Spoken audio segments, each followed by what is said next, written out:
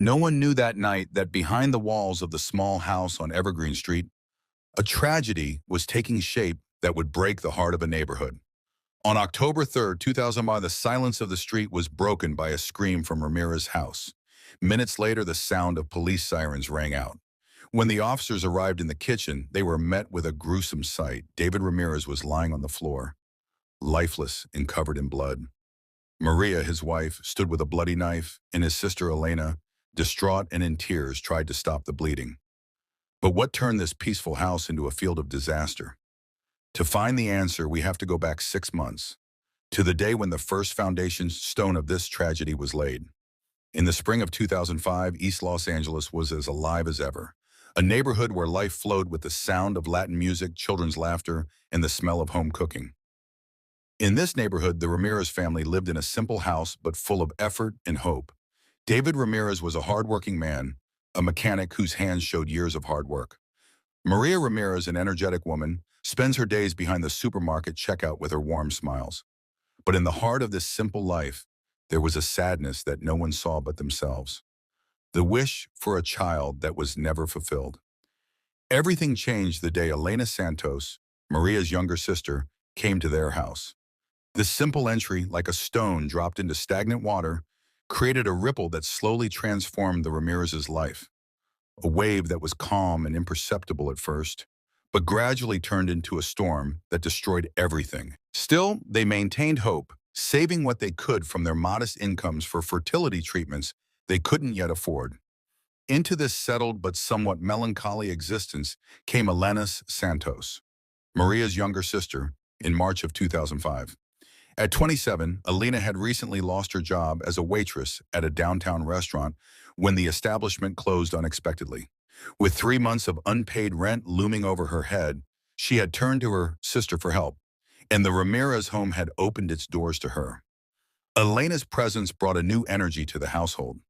Unlike her more reserved sister, Elena had a vivacious personality that seemed to fill rooms. Her laughter came easily, and her stories about customers and coworkers from her waitressing days often brightened their dinner conversations. She took the small second bedroom, transforming it from its previous status as a storage room into a cozy space with her few possessions. The daily routines of the household quickly adjusted to accommodate Elena. Mornings began with the smell of coffee and the sound of the old radio in the kitchen as the three adults prepared for their days. David would leave first, his heavy work boots echoing on the porch steps as he headed to the auto shop for his 7 a.m. shift. Maria would follow shortly after, walking the 6 blocks to the supermarket where she worked from 9 a.m. to 5 p.m.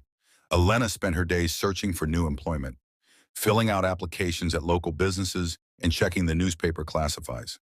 David had recently begun taking on extra evening shifts at the auto shop, telling Maria he wanted to save for a house down payment. This meant he often wouldn't return home until after 8 p.m., his clothes carrying the scent of motor oil and his eyes tired from the long hours. Maria would have dinner waiting, kept warm in the oven, and they would talk about their days while Elena washed the dishes, insisting on contributing to the household in whatever way she could. The neighborhood itself was a character in their daily lives. The sound of cars passing on the nearby freeway provided a constant background hum. The ice cream truck passing on the nearby freeway provided a constant background hum. The ice cream truck's melody would float through the air every afternoon around 3 p.m. The elderly Mrs. Gonzalez next door would often bring over extra tamales, and Mr. Chen from the corner store would save the Sunday newspapers for Elena's job search. Yet beneath this peaceful surface, subtle tensions were beginning to form. The close quarters of the small house meant privacy was at a premium. David's late hours meant he and Maria spent less time together than ever before. Elena's continued unemployment added financial strain, though she tried to help with housework and cooking to make up for it. These were small pressures, the kind that many families faced, but they would prove to be the first cracks in what had seemed to be a solid foundation. As spring turned to summer in East Los Angeles, no one in the Ramirez household could have predicted how their lives would unravel in the months to come. The ordinary patterns of their days, the familiar rhythms of work and home, would soon be shattered by choices that would transform their story from one of simple struggle to one of profound tragedy. As March gave way to April 2005, The dynamics within the Ramirez household began to shift subtly but irrevocably. Maria had taken on evening shifts at Garcia's supermarket, working from 4 to 11 p.m. to cover for a coworker on maternity leave. The change in schedule meant David and Elena found themselves alone in the house during those long evening hours, a situation that would prove dangerous for all involved. Initially, their interactions were innocent enough. Elena would cook dinner, trying to repay the kindness of her hosts. David would come home from his regular shift around 6 p.m., tired and smelling of motor oil. They would eat together at the small kitchen table, making casual conversation about their days. The silence that followed their meals grew increasingly charged, filled with unspoken tension. The first real shift came one evening in mid-April. David was attempting to fix the leaky kitchen faucet while Elena washed dishes. Their hands brushed accidentally as she passed him a wrench. The brief contact sent an electric current through both of them, and they found themselves standing closer than necessary, their breathing slightly irregular. That night, both lay awake in their separate rooms, troubled by feelings they knew they shouldn't harbor. Their first kiss happened on April 23rd, a date that would haunt them later. It was another ordinary evening. Elena was preparing enchiladas. David had just showered after work. He reached past her to get a glass from the cabinet, and this time the proximity proved too much. Neither could later say who moved first, but suddenly they were kissing desperately against the kitchen counter, the source forgotten on the stove. They jumped apart at the sound of a car door outside, guilt immediately flooding their faces. The enchiladas burned that night, and they ate in uncomfortable silence. After that evening, the floodgates opened. What started as stolen glances became lingering touches, then heated kisses in corners of the house. They tried to resist, both aware of the magnitude of their betrayal, but the attractions seemed to overpower their better judgment. David began coming home during his lunch breaks, knowing a letter would be there alone.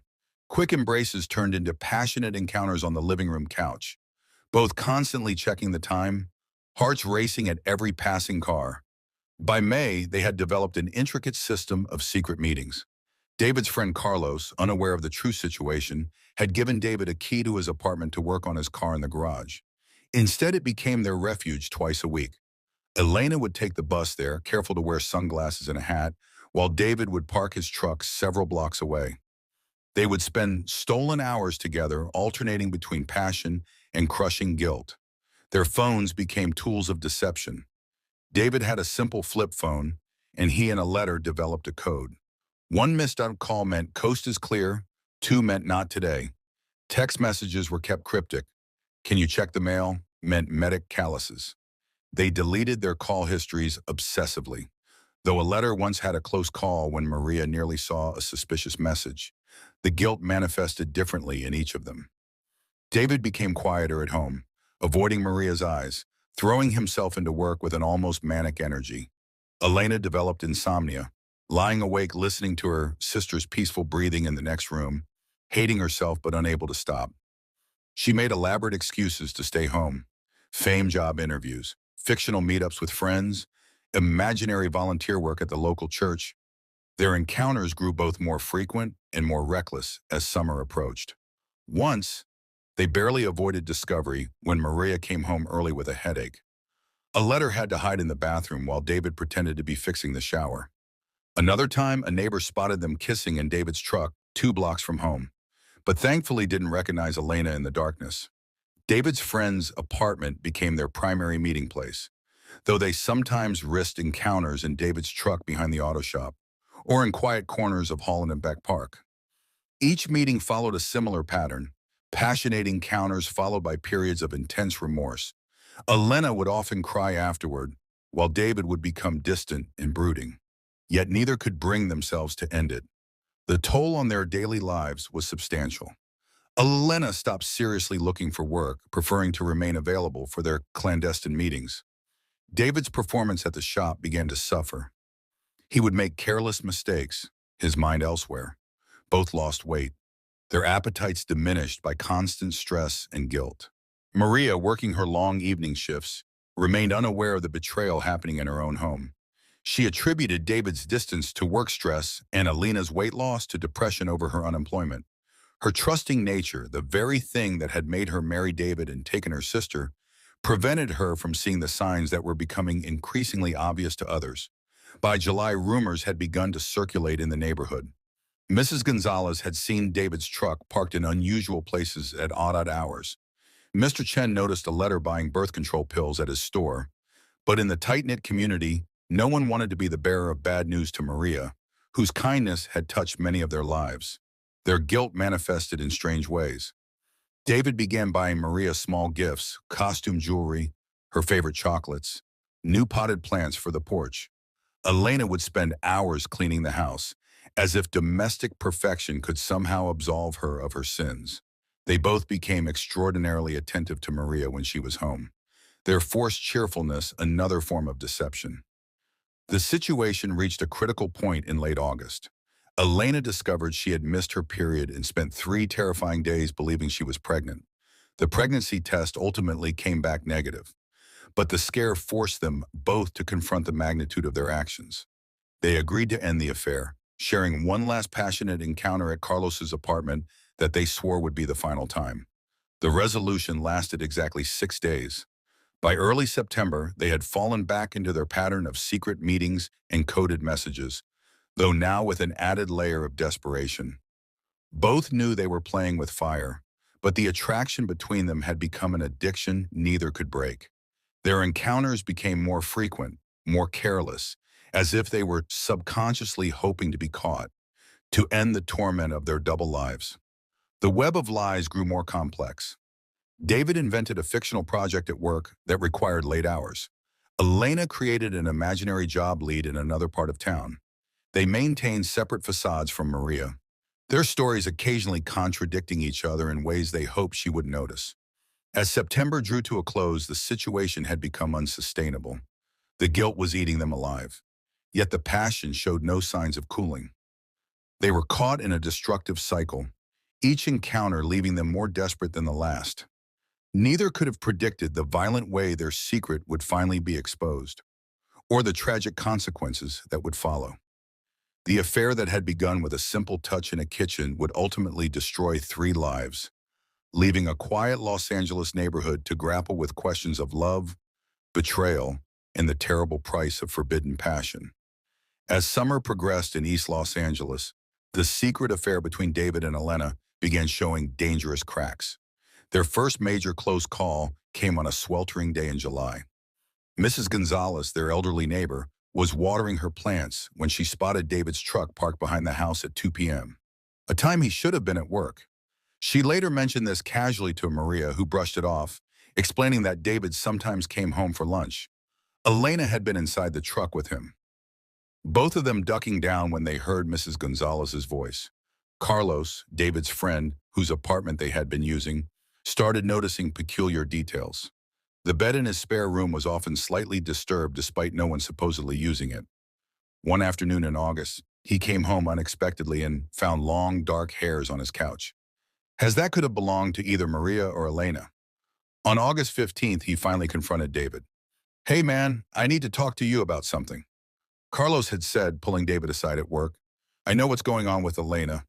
David's face had gone pale, but he tried to deny it. Carlos wasn't convinced.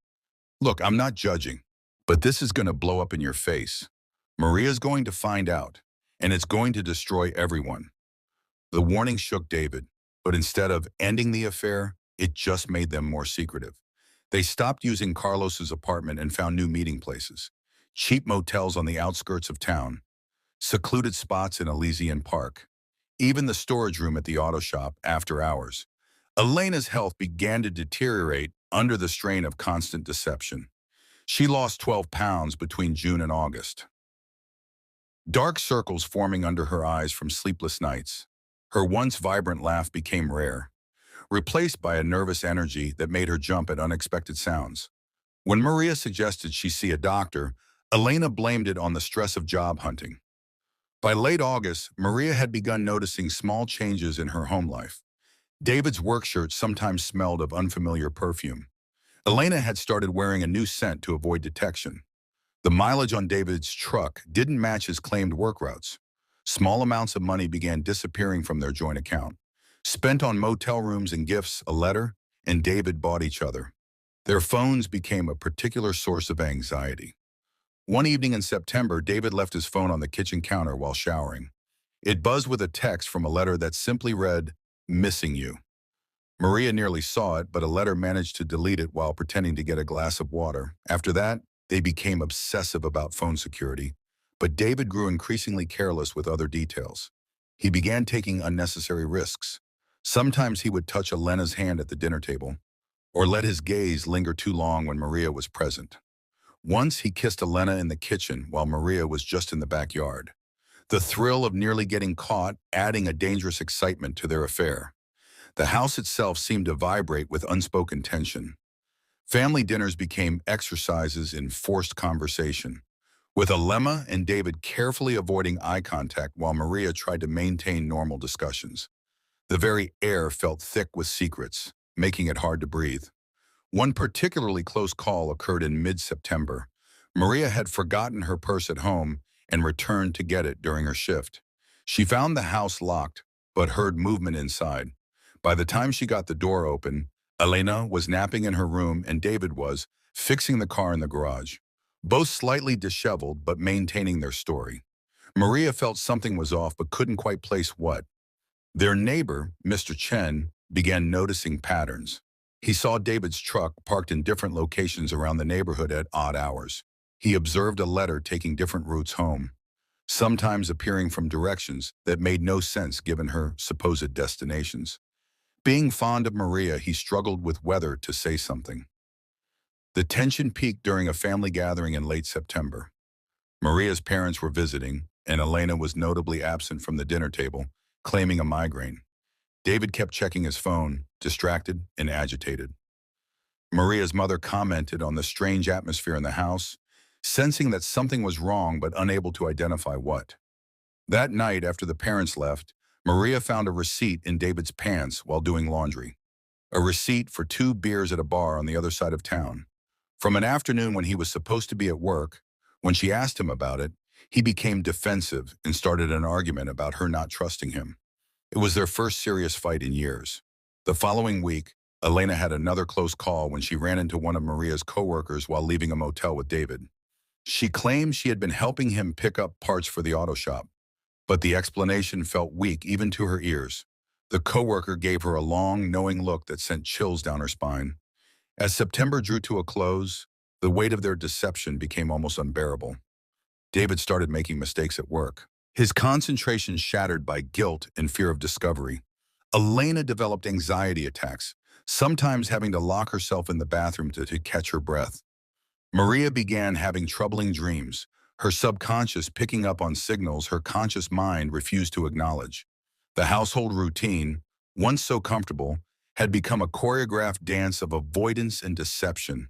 Every creak of the floorboards, every sudden phone call, every unexpected arrival home sent pulses of panic through David and Elena. They knew discovery was inevitable, but neither could have predicted how dramatically their secret would finally be exposed. The stage was set for a confrontation that would shatter the delicate balance they had maintained for months. All it would take was one small mistake, one moment of carelessness, to bring their whole world crashing down. On the evening of October 3, 2005, the warm Los Angeles air hung heavy with an unusual autumn humidity. Maria Ramirez stood at her register at Garcia's supermarket, counting the minutes until her shift would end at 11 p.m. The store was unusually quiet for a Monday evening, the aisles empty except for a few lingering customers. At 7:25 p.m., her manager Miguel approached her register. "Maria, with Dead tonight, why don't you head home early? You've been working so hard lately." Maria tried to call David to let him know, but her phone's battery had died hours earlier. She thought about using the store phone but decided instead to surprise him. Maybe they could have a rare evening together. The walk home felt different that night. Later, she would remember every detail.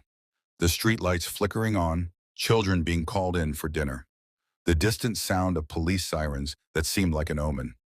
Her feet ached from standing all day, and she looked forward to soaking them in warm water. As she approached their small house, she noticed David's truck in the driveway. The living room lights were on, casting a warm glow through the thin curtains. Elena's shadow moved across the window. She was home too. Maria smiled, thinking they could all have dinner together. Instead of using the front door, Maria went around to the back and transed through the kitchen. She often did this to avoid tracking dirt through the house when her work shoes were muddy. The back door's hinges, usually squeaky, made no sound that night. Later, she would wonder if that silence was fate's cruel joke. She stepped quietly into the kitchen, hearing soft music from the living room, one of David's old records playing low. She was about to call out when she heard a sound that made her blood run cold. A familiar laugh from a letter followed by David's deep chuckle. Something in their tone made her pause. Maria moved silently toward the living room doorway. What she saw in those next moments would be forever burned into her memory. David and Elena on the couch, locked in an intimate embrace. Elena's blouse was partially unbuttoned, David's work shirt discarded on the floor. They were kissing deeply, completely lost in each other, oblivious to the world around them. Time seemed to stop. Maria stood frozen, her supermarket uniform still damp with sweat from work, her name tag catching the lamp's light. She felt disconnected from her body, as if watching a scene from a terrible movie. The only sound was the blood rushing in her ears and the soft music still playing. Carter's Dora Moore, her and David's wedding song. For what felt like an eternity but was probably only a minute, Maria watched. She saw David's hand caress her sister's face the way he used to caress hers. She saw Elena's fingers intertwined with his, her wedding ring glinting mockingly. She noticed stupid, insignificant details. Elena wearing the perfume she had given her for Christmas, David's work boots neatly placed by the couch like any normal evening. Elena opened her eyes first, perhaps sensing a presence. When she saw Maria, her face transformed from passion to horror in an instant. She pushed away from David violently, a strangled sound escaping her throat. David turned, confused by Elena's reaction, then saw his wife standing in the doorway. The color drained from his face. Maria Dash, both of them spoke her name simultaneously, scrambling to separate, to straighten clothes, to explain the unexplainable. Maria still hadn't moved. Her grocery store name tag caught the light again, the mundane normalcy of it somehow making everything more surreal. When she finally spoke, her voice was eerily calm. How long? Neither answered immediately. Elena had started crying, mascara running down her cheeks. David stood up, taking a step toward Maria, his hands raised as if approaching a frightened animal. Am I a maw? Please, death. How long? The scream tore from Maria's throat, shattering the strange calm. Her hands found the nearest object, a framed photo of their wedding day, and held it at David. The glass shattered against the wall as he ducked. A letter tried to speak through her tears. Her manner. We never meant dash, shut up. Maria's voice was unrecognizable, raw with rage and pain. My sister. My sister. She turned to David, who stood helplessly in the middle of the room. In our home, on our couch, playing our song. The next few minutes were chaos. Maria's screams brought neighbors to their windows. Elena tried to grab her purse and flee, but Maria blocked the doorway. David attempted to explain, to calm her down, but each word seemed to fuel Maria's rage. Everything was a lie. Maria's voice cracked as the magnitude of the betrayal hit her. All those late shifts, the house down payment, every kiss, every I love you. The room fell silent except for Elena's quiet sobs. The record had stopped playing, leaving only the sound of harsh breathing and distant traffic. Maria looked between her husband and her sister, these two people she had loved and trusted most in the world, now strangers before her. Maria, please, David tried again. We can talk about this. Maria laughed, a horrible broken sound. Talk, like you talked about me while you were sleeping with my sister. Did you laugh about how stupid I was? Working those long shifts, trusting both of you. A letter had backed herself into a corner, her face buried in her hands. David stood in the middle of the room, his work shirt still on the floor, a living room frozen in the moment of exposure. The initial shock was wearing off, replaced by a cold, clear rage that frightened even Maria. She felt herself moving toward the kitchen, her body acting on its own accord. Behind her, she could hear David and Elena's voices, pleading, explaining, making excuses that meant nothing. No one could have predicted what would happen next. How a moment of discovery would spiral into violence and tragedy. As Maria reached the kitchen, her hand found the knife block on the counter. In that moment, 6 years of marriage, a lifetime of sisterly love, and every happy memory they had shared burned away, leaving only betrayal and a desire for vengeance that would change all their lives forever. The sound of approaching footsteps behind her made her grip tighten on the knife handle. The next few minutes would transform their ordinary domestic drama into a tragedy that would shake their quiet Los Angeles neighborhood to its core. As the October evening deepened into darkness, the events that the Ramirez household unfolded with devastating precision. The digital clock on the microwave blinked 7:30 p.m. when Maria first entered through the back door, unaware she was about to witness something that would shatter her world forever. By 7:33 p.m., the initial shock of discovery had frozen all three participants in a tableau of betrayal. David stood shirtless by the couch, Elena partially dressed, and Maria in the doorway still wearing her supermarket uniform. Her name tag a surreal reminder of the ordinary life that had just ended.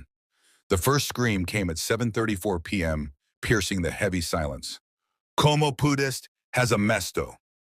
How could you do this to me? Maria's voice carried through the thin walls, reaching the ears of neighbors who would later describe it as unlike anything would ever heard before.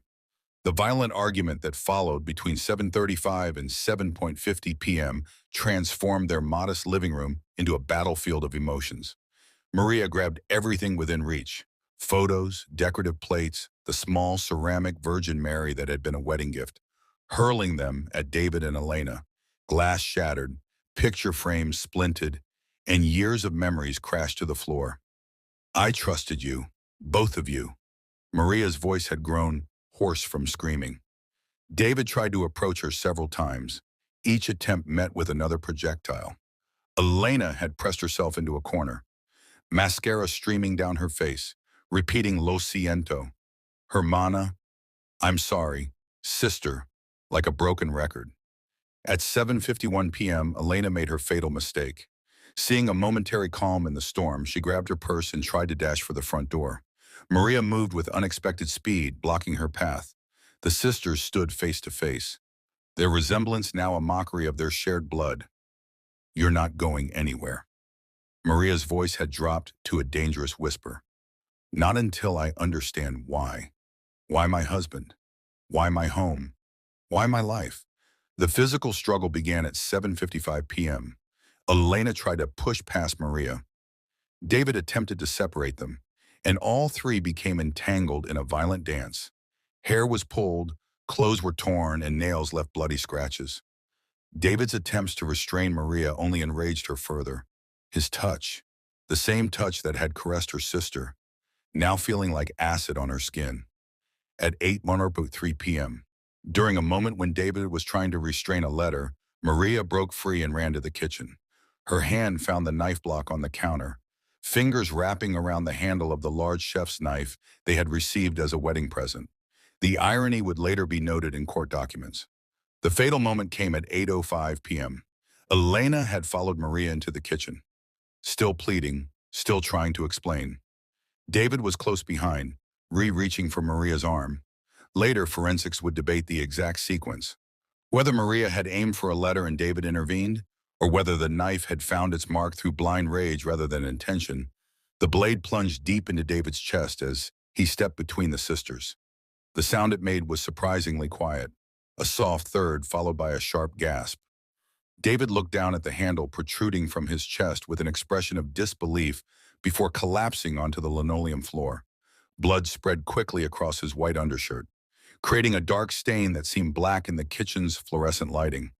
Elena's screams brought Mrs. Gonzalez to her window at 8:07 p.m., prompting her immediate call to 911. There's something horrible happening at the Ramirez house, she told the dispatcher, her aged voice trembling. They're screaming. I think someone's hurt. The next 8 minutes stretched like an eternity. Maria stood motionless, still gripping the knife's handle, as if removing it might undo what had happened. Elena had fallen to her knees beside David, pressing her hands against the wound in a futile attempt to stop the bleeding. His blood covered her fingers, mixing with her tears as she begged him to stay alive. Police sirens pierced the night at 8:15 p.m. Two patrol cars arrived first, followed quickly by an ambulance. Officers found the front door open, stepping into a scene that even veteran cops would later describe as emotionally challenging. A half-dressed woman, covered in blood, trying to save a dying man. Another woman standing statue still, holding a bloody knife. And evidence of domestic violence scattered throughout the house. David Ramirez was pronounced dead at 8:23 p.m., his blood staining the kitchen floor where he and Elena had shared secret kisses just weeks before. The knife had pierced his heart. Doctors would later testify, causing death within minutes. Maria offered no resistance when officers handcuffed her. She remained silent as they read her rights, her eyes fixed on her husband's body. Elena had to be physically pulled away from David, her hysteria requiring sedation from paramedics. The neighbors gathered outside, drawn by the flashing lights and sirens. They watched as Maria was placed in a patrol car, still wearing her supermarket uniform with its cheery, "How may I help you?" slogan now spattered with her husband's blood.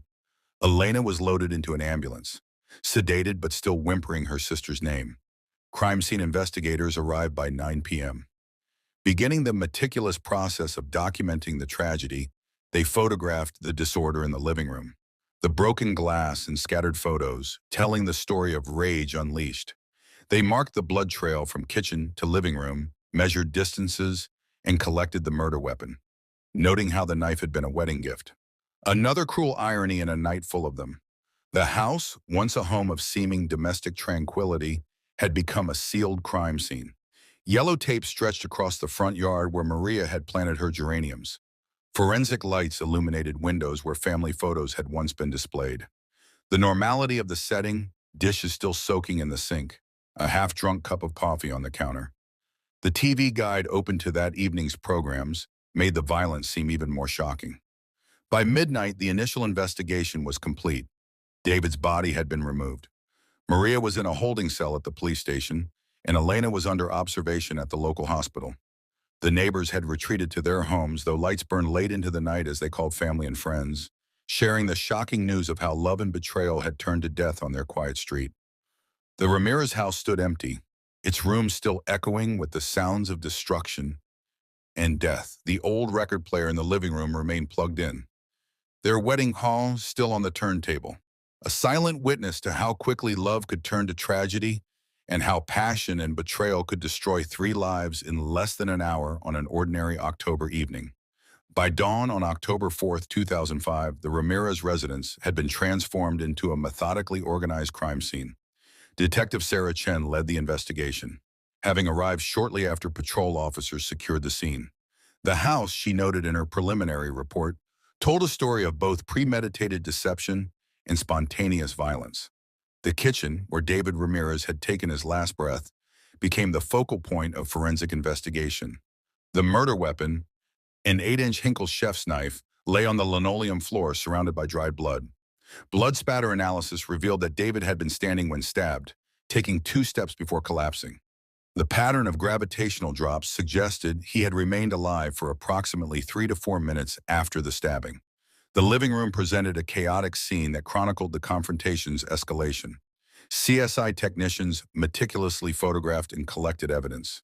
Broken picture frames lay scattered across the floor, including their wedding photo which had shattered against the wall. David's work shirt and Elena's blouse were found crumpled near the couch. The record player still hummed softly, their wedding song frozen on the turntable. Cell phone records became a crucial element of the investigation.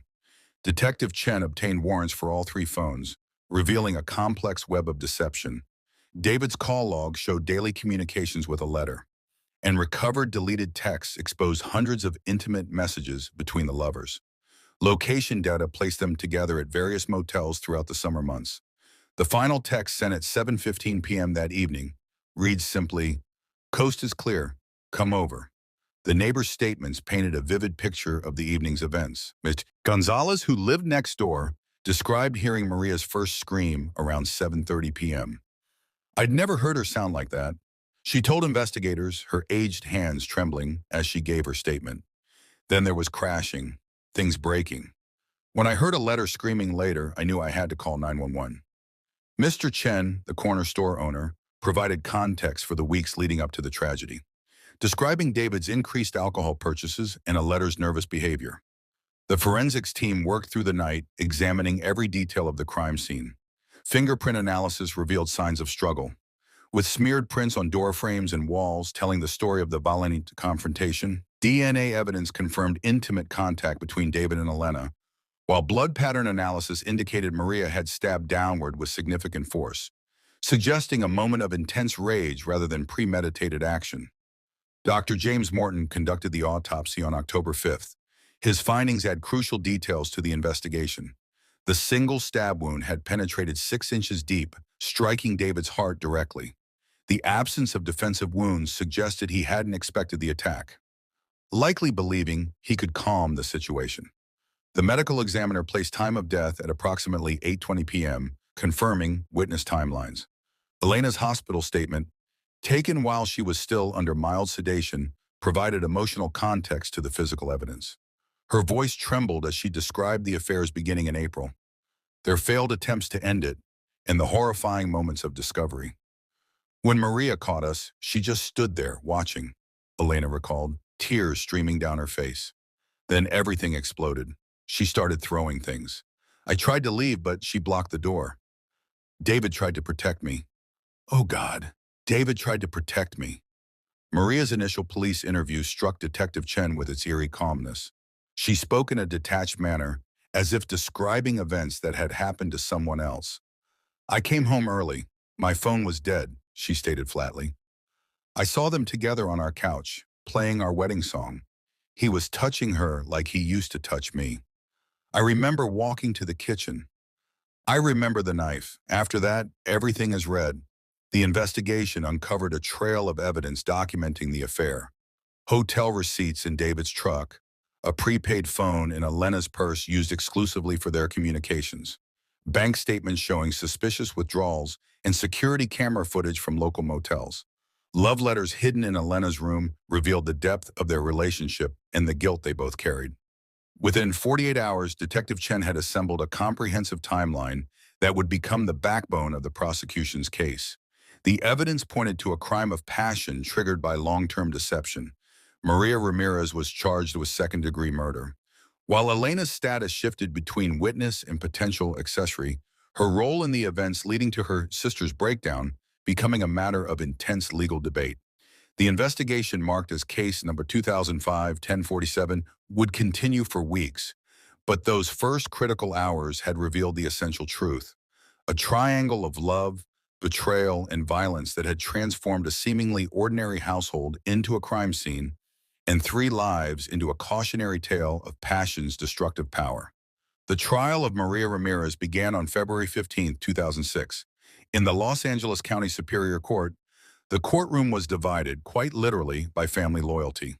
The Ramirez family sat behind Maria, their faces drawn with grief and confusion, while the Santos family gathered behind a letter, who sat trembling as the key witness. David's parents, who had lost their only son, sat alone in the middle, bridging the gulf between the key witness. David's parents, who had lost their only son, sat alone in the middle, bridging the gulf between the two families. The prosecution, led by District Attorney Robert Martinez, painted a picture of premeditated murder, arguing that Maria had chosen the kitchen knife deliberately after discovering the affair. He emphasized the brutality of the stabbing, showing crime scene photos that made several jurors wince. Elena's testimony proved particularly powerful, her tears seeming genuine as she described how David had stepped between the sisters in a final act of protection. Defense attorney Michael Cohen presented a different narrative, arguing for a crime of passion. Imagine, he asked the jury, finding your husband and sister together in your own home, your wedding song playing in the background. This isn't a case of premeditation. It's a case of a woman pushed beyond human endurance. He introduced evidence of the lengthy affair, arguing that the sustained betrayal had created an emotional pressure cooker that finally exploded. Local media coverage was intense. With the Los Angeles Times running daily coverage, the story resonated deeply with the community. A tale of love, betrayal, and tragedy that could have happened to anyone. Television crews parked outside the courthouse each day, their cameras capturing Maria's haunted expression as she entered and left in her navy blue suit. A stark contrast to her former supermarket uniform, The neighborhood around the Ramirez home had changed. Mrs. Gonzalez kept Maria's geraniums alive, watering them daily as if maintaining this small piece of normalcy could somehow heal the community's wounds. Mr. Chen's store became a hub for local gossip, with customers still debating whether someone should have spoken up sooner about the affair they'd all suspected. After 3 weeks of testimony, the jury deliberated for 4 days. They returned with a verdict of voluntary manslaughter, accepting the defense's argument of extreme emotional distress. The judge, noting Maria's previously spotless record in the extraordinary circumstances, sentenced her to 12 years in state prison. Elena left Los Angeles immediately after the trial, moving to Arizona to escape the whispers in accusing Glass. She would later tell a reporter that she carried two burdens: the guilt of betraying her sister and the knowledge that her actions had led to David's death. She never married, dedicating herself instead to volunteer work with domestic violence survivors. The Ramirez and Santos families, once close, became strangers. Holiday gatherings were permanently divided, with young cousins growing up hearing whispered versions of why they never saw certain relatives. David's parents sold their auto repair shop, unable to face the daily reminder of their son's absence. The house on Evergreen Avenue stood empty for a year, its reputation making it difficult to sell. When it finally sold, the new owners gutted the kitchen entirely, as if trying to erase the tragedy that had occurred there. The neighbors never told them why the previous owners had left.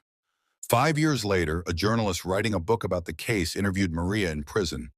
She had aged considerably, her once black hair streaked with gray. "I lost everything that night," she said quietly. "My husband, my sister, my freedom, my future. Sometimes I wonder if I actually died too. And this is just my ghost living out these days." The case became a cautionary tale in the East Los Angeles community, discussed in hushed tones at family gatherings. Young couples were reminded that love requires trust, and trust once broken can lead to unimaginable consequences. Local church groups used the story in marriage counseling sessions, though they changed the names out of respect for the families. 10 years after the tragedy, on a warm October evening, much like the one when everything fell apart, Mrs. Gonzalez still tends to the geraniums that bloom in front of the old Ramirez house. They're different plants now, but she keeps them red, just as Maria always did.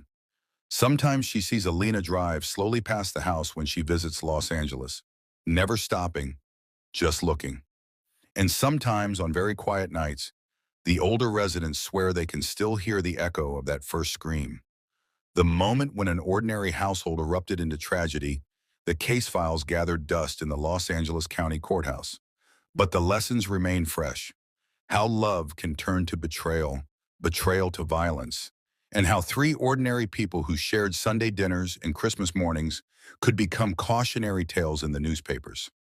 In the end, there were no winners, only survivors, each carrying their own version of guilt and grief into the future.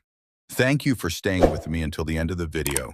Please like the video and subscribe to the channel to support me, and be sure to press the bell so you don't miss the next videos. Thank you.